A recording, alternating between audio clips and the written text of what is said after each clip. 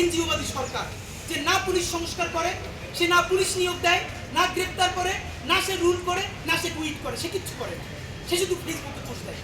আপনাদেরকে একটা কথা বলি, সরকারের এই পুস্তর যুগ। দ্বিতীয়ত আসেন বিএনপি বারবার কি বলছে, সরকার ব্যর্থ। তাহলে বিএনপিকে একটা কথা আপনাদেরকে মনে করাই দিই, এই যে বারবার বলছেন সরকার ব্যর্থ, সরকার তো আমরা দেখেছি বিভিন্ন উপজেলায়, আপনারাও মিডিয়া নিউজ করেছেন মাঝে মধ্যে, যে আওয়ামী লীগের অমুককে গ্রেপ্তার করেছে পুলিশ, স্থানীয় বিএনপি থানায় হামলা করে তাকে ছিনিয়ে এনেছে। এটা কেমন খেলা বিএনপি? আপনারা একদিকে সরকারকে বলতেছেন সরকার ব্যর্থ, আপনারা স্বীকার করেন আর না করেন, এই পুরো আমলাতন্ত্রের 70 থেকে 80% এখন আপনাদের নিয়ন্ত্রণ।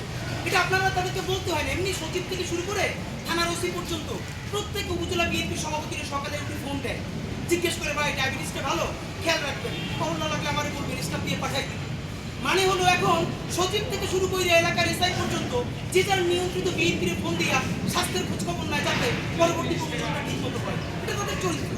এই সরকারটা আপনাদের নিয়ন্ত্রণ, আপনাদের আমলাতন্ত্র সেটা এটা নিয়ন্ত্রণ, এটা আপনারা মানে যখনই ভালো কিছু সেটা বিএনপি, যখনই খারাপ কিছু সেটা সরকারের, এই বিচারিতে মেনে নিলাম সরকারের ব্যর্থতা। তাহলে সরকার যখন গ্রেপ্তার করে, পুলিশ যখন গ্রেপ্তার করে, কিছুদিন আগে পত্রিকা এসেছে আপনারা দেখেছেন না, থানার মধ্যে ঢুকে স্থানীয় বিএনপি কর্মীরা তারপরে তাদের আসামি ছাড়িয়ে দিয়েছে। মানে মামলা করলে, গ্রেপ্তার করলে থানার ওসি রুল দিয়ে ভাঙবে, আর যদি গ্রেপ্তার না করে তাইলে বলবেন যে সরকার ব্যর্থ। আসলে আপনারা চানটা আপনাদেরকে এখানে একটা কথা আমাদেরকে একটু খুব মনে করিয়ে দেওয়ার জন্য হেল্প করেন। আসামি যে 19 জন, এর মধ্যে 3 থেকে 4 জন তো বিএনপির সাথে সংশ্লিষ্টতার ব্যাপারে এসআরের মধ্যেও আছে। ইতিমধ্যে যুবদল থেকে বলা হয়েছে যে এই মামলার যারা আসামি, প্রধান আসামিদেরকে আড়াল করে দিয়ে অন্যদেরকে আনা হয়েছে। আমরা ডিএমপির কাছে স্পষ্ট ব্যাখ্যা চাচ্ছি, যুবদল যে বলছে যে এই মামলার যারা প্রধান আসামি তাদেরকে শেষে রাখা হয়েছে, তাহলে এই ব্যাপারে আপনাদের ব্যাখ্যা আমরা খুবই দ্রুত জানার চেষ্টা করছি। একটা কথা বলবার ব্যাপার, যিনি মারা গেছেন ভিকটিম সোহাগ, তিনি যুবদলের রাজনীতির সাথে সংযুক্ত ছিলেন। ইতিমধ্যে তার একটা ফেসবুকে ছবি আপনারা দেখেছেন, যুবদলের নেতা নয়নের পিছনে নিয়ে একটা প্রোগ্রামে দাঁড়িয়ে আছে। যুবদলের যে কোনো একটা স্টেজে তো আপনি আমি গিয়ে উঠতে পারবো না, এটা ন্যূনতম একটা প্রোগ্রাম মেনটেন করতে হয়। Very good. সব থেকে বাজে জিনিসটা কি জানেন, বিএনপির আন্তর্জাতিক বিষয়ক সম্পদ মানে সিলি আসছেন, আমরা আপনাকে এটা খোলামেলা বলি, মানে কিছু মানুষের নতুন মুখ দেখে আমরা এত হতাশা হয়েছি, জীবনে এত হতাশার মধ্যে আমরা চাই না।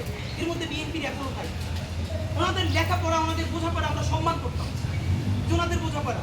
এই জুলাইয়ের পর ওনাদের চেহারা দেখলে জাস্ট নিজেদের মধ্যে যেতে মনে যায়, এই মানুষদের আমরা সম্মান করছি। উনি কালকে একটা পোস্ট দিয়েছেন আপনাদের উদ্দেশ্যে যে এই লোক ছিল হাজী সেলিমের লোক, এদেরকে আপনারা কি বলতেছেন, ব্যবসায়ী বলতেছেন। প্রথম কথা, যদি কেউ হাজী সেলিমের লোক হয় এর মানে হইলো তার পিঠে মাইরে ফেলান যাবে। অথচ আমরা বলেছি কেউ যদি আওয়ামী লীগের বাপও হয়, সে যদি কোনো ক্রিমিনাল অফেন্স না করে তার বিরুদ্ধে মামলাও দেওয়া যাবে, এটা তো আমরা স্পষ্ট বলেছি। নাম্বার 2, এইখানে তিনি আরেকটা ন্যারেটিভ নির্মাণের চেষ্টা করছেন, বিএনপির অনেক ভাইয়েরা মিলে আফসোস হয় তাদের জন্য। আপনারা বলবার চেষ্টা করছেন কি যে তিনি আজকে হাজী সেলিমের লোক। তাহলে প্রথম কথা হলো হাজী